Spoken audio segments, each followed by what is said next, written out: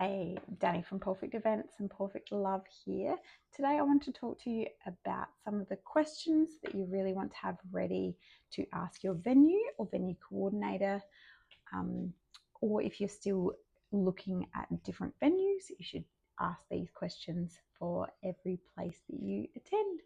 So firstly and most importantly, you'll want to check whether the venue is pet friendly and whether they are happy to have your pets there. You may need to specify exactly what pets you have, how many, and the details. So firstly, you want to find if they're willing to have pets attend the wedding and whether they are allowed in all areas or are they restricted to certain areas. For example, I know that sometimes pets will be allowed in the outdoor space. So, for example, for the ceremony, but they will need to be escorted away from the venue by the time the ceremony rolls around. So, you want to know about any of those restrictions before committing, or just when you're planning your day. So you'll also want to check where are the best areas, or especially if you're getting married in the warmer months, and especially if you're somewhere like Australia, you want to know where are some of the shady spots if it's those warmer months in particular. So next, you'll want to suss out if they have any extra paperwork or whether it will need to be written into your contract if there's any waivers or anything like that that you need to complete in order to have your pets in attendance. I mentioned this briefly, but you want to also check not only for a shady area, but are there any spaces that your pet can retreat to if they're feeling overwhelmed by the crowd or the noise? Is there somewhere away from the crowd where they are able to just have a bit of chill out time before potentially rejoining the wedding on the day?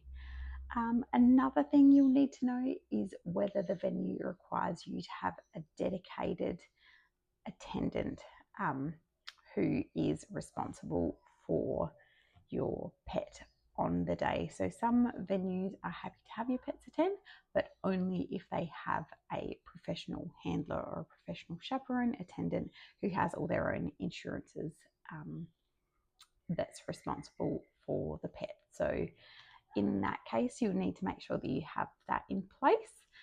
And I know that some of the really reputable companies and businesses, they do book out really early. So it's not the kind of thing that you want to sleep on if you know your pets you want them part of the day. It's really an important vendor to have booked well in advance. So if that's the case, you won't, and the venue is only happy to have your pets there with the dedicated attendant, then you can't just have your family or your friend or someone who just likes pets looking out for your dog. You'll really need that dedicated service in that case. And one of the other things that I thought, especially if you're going to be on a rural property or even some wineries that are venues now, you actually want to see if there are any other pets that actually live on the property.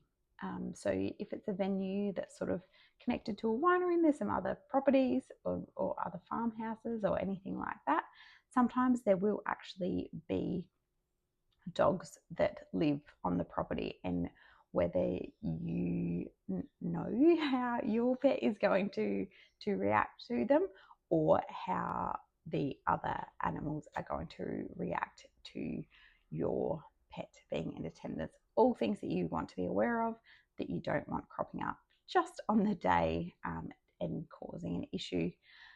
Going along with that, it's not only pets. You want to find out, are there any other animals or any other potential distractions?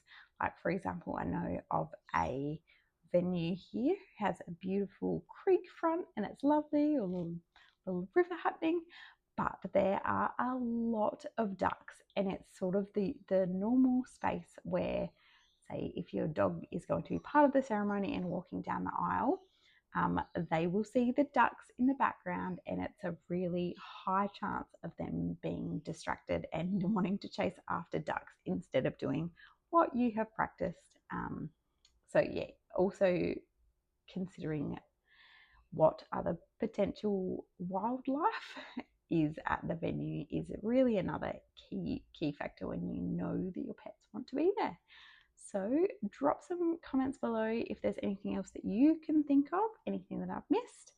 And yeah, especially if there's something that you hadn't thought of that you now are going to ask your venue coordinator. I hope I've been able to help. See you soon.